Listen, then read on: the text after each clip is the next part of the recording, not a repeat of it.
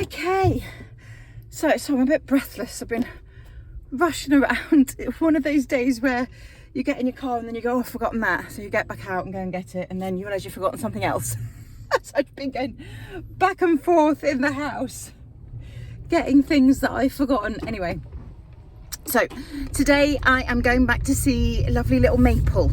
If you remember the Cocker Spaniel, who is very nervous of strangers, new people, both in the house and on walks, but the significant thing was the territorial aggression with new people. So we did a big session last time. This is the second session, so this is our home visit follow-up. So I want to see how things are going. Obviously, when we knock on the door, I'm hoping she's better than she was last time. We did make some really good progress with that during the session, so I'm hoping with the extra practice they've been doing in the meantime, she should be a fair bit better with the barking. And hopefully, because of the leadership structure, if they've been sticking to all of that and putting things in place, then she just should be a lot more confident in general, a lot calmer.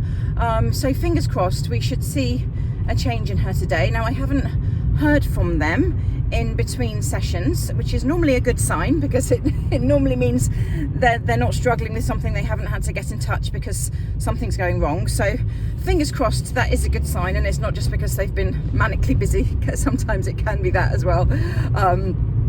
We all have busy lives these days. So anyway, we're going to go and see how little Maple is doing. We're going to do some more work, maybe tweak things if we need to, just to have a look at everything, go for another walk, see how her reactivity is doing. I'm hoping that's a lot improved as well now. And yeah, basically just check in, make sure it's all going smoothly. I don't think there was anything we didn't do in the last session.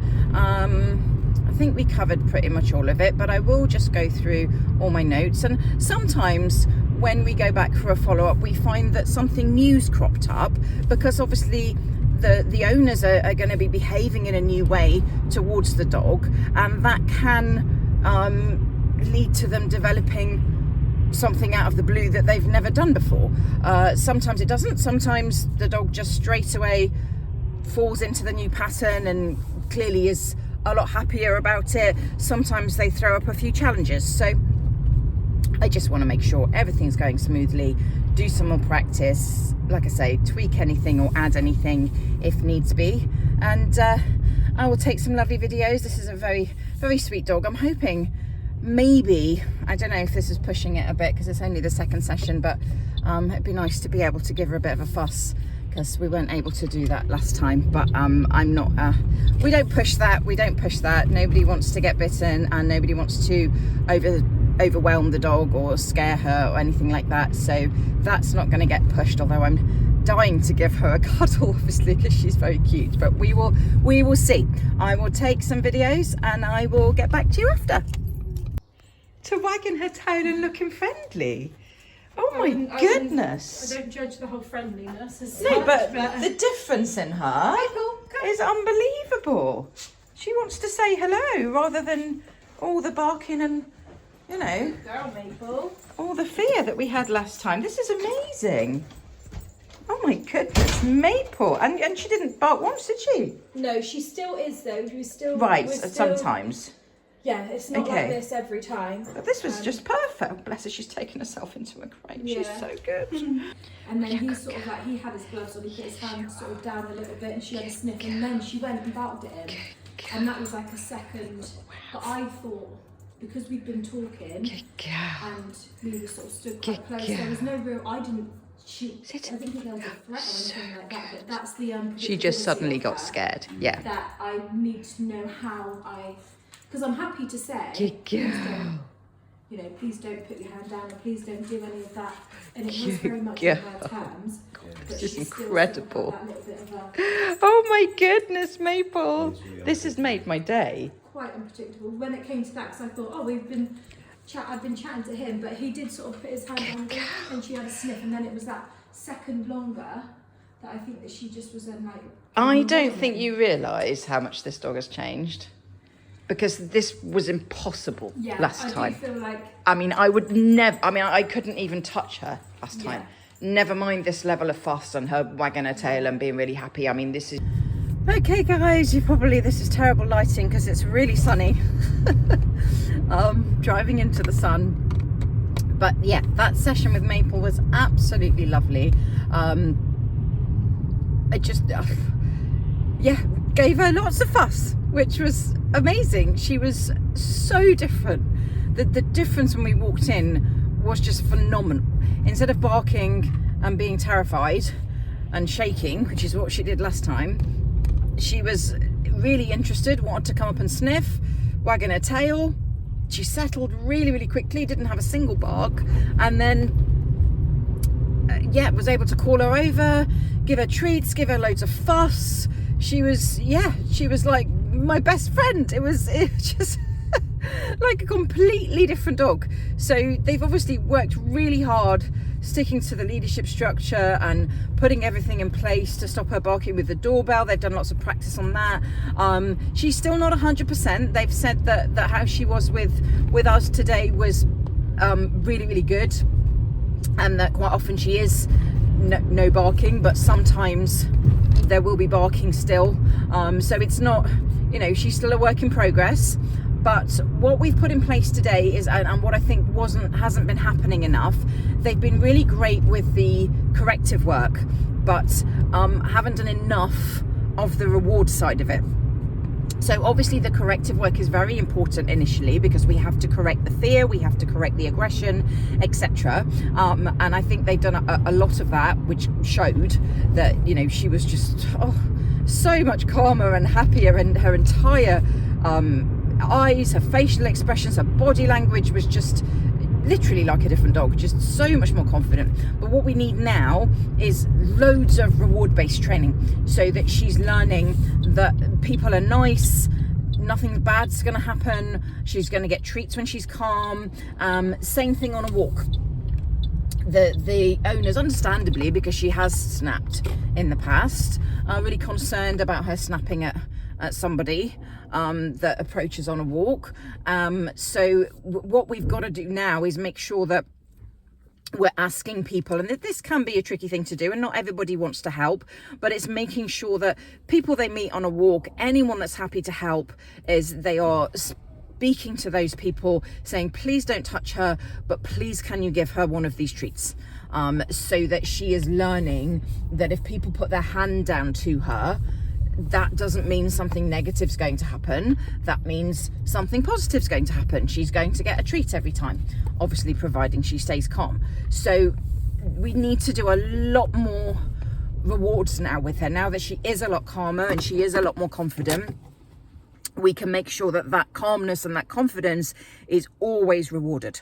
So we also changed the lead to a figure of 8 lead, which she took to really quickly, actually. Quite often having something over their nose makes them feel safer, and it also just means they're not needing to do the drop and turn technique as much, and the heel work will just be a lot easier in general. The thing with the figure of 8s is if they do try to lunge, that will just stop really quickly, because the lead will do the work for you, because they can't really pull on it properly. So it's, I think that's going to really, really help as well, and should help with any remaining reactivity that's going on with in terms of the corrective work. But I think we need to now just work a lot on reward. You're calm now, you're confident, let's reinforce that. Let's really reinforce the calm confidence, so that she's understanding, right, when I'm calm and confident, that's when the rewards come, and that will just get perpetually reinforced in her brain. So that's what we've left them with. We've left them with just a change of the lead to the figure of 8, and making sure they remember to do lots of reward-based work when she is being calm and confident, both with people in the house and with people and dogs on the walks.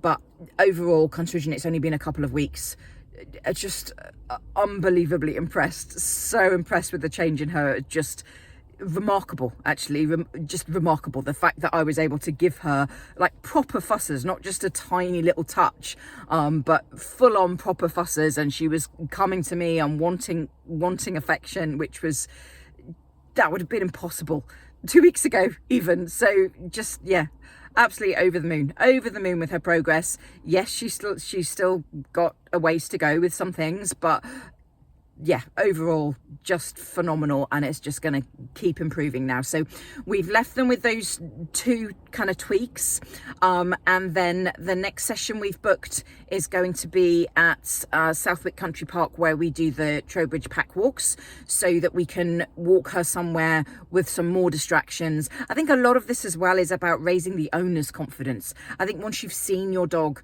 snap at somebody, and actually she has actually got a bite history, that just makes you very, very nervous as an owner, understandably.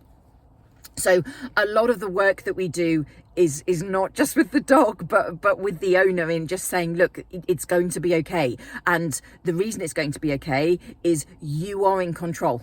You are in control of every situation. If you don't want her to go up to someone, that's fine. She's going to be on a training line anyway. She's not going to be fully off lead yet. So if she's on a lead, on a close heel work lead, then that's easy. We can use body blocking for interactions with dogs and interactions with people. We can say to people, please don't touch her. And if she's on a long line and she goes up to someone and you don't want her to, that's fine. That's under your control. It's just recall, tug the line if necessary if she doesn't listen, and get her back so that you feel safe. So much of this is about the owner understanding that everything about your dog is under your control. And if you're just having a bad day and you just don't want any socialization and you want her to just stay with you, then that's what you do. If you're having a good day and you're feeling confident and you want to let her approach someone, you want someone to help and give her a treat, then that's fine as well. But it's all under your control. And that's the key to all of this, is once you recognize how much control you do have, that nervousness will go away. And she was great with her recall. We were contemplating, and we did try her with a simple vibrate collar on a low level, but decided against that. It just, although her confidence has improved a huge amount, she was kind of borderline with it. It worked well for a little while, and then she just started to get scared of it, and we don't want that. We absolutely don't want anything that's going to make her scared. So we put a stop to that very quickly, and we're just like, no, let's not use this now. We're fine with the long line, with the figure of 8. We don't need to use, don't want to use anything that's going to scare her in the slightest. This is all about raising her confidence. So we didn't need to use that. We aren't going to use that with her. It's not the right tool for her. And this is where it's really important that we, quite often we do have to experiment. With some dogs, that can be a perfect tool, and it speeds the process up. It knocks the barking on the head really quickly. And then with other dogs, as we learnt today, absolutely not the right tool for that dog. So that's fine. We don't use it. We know that now. It was weird because she started off and I was thinking, oh, this is going to be a good tool for her. But then it was like she just had kind of had enough of it and was, it wasn't right. And the last thing I ever want to do as a trainer is make a dog uncomfortable. So so we've left them with the figure of 8 and lots of reward-based training, more confidence for the owner, more confidence in terms of how much control she's got, and the fact that everything is her decision. She doesn't have to let the dog sniff if she doesn't want to, etc, etc. So all of that we're going to put into place. We've got our walking session in 2 weeks' time. Obviously I will update you then, take some more videos, see how that goes. And then they're also going to come to the pack walk, which is 2 days after the walking session. So that'll be fantastic, because we're going to then get her in an environment with quite a few other dogs, and again, all about building confidence on both the dog and the owner. So yeah, lovely session. I've actually got another session now, but I will talk about that in a separate video, otherwise this is going to go on forever.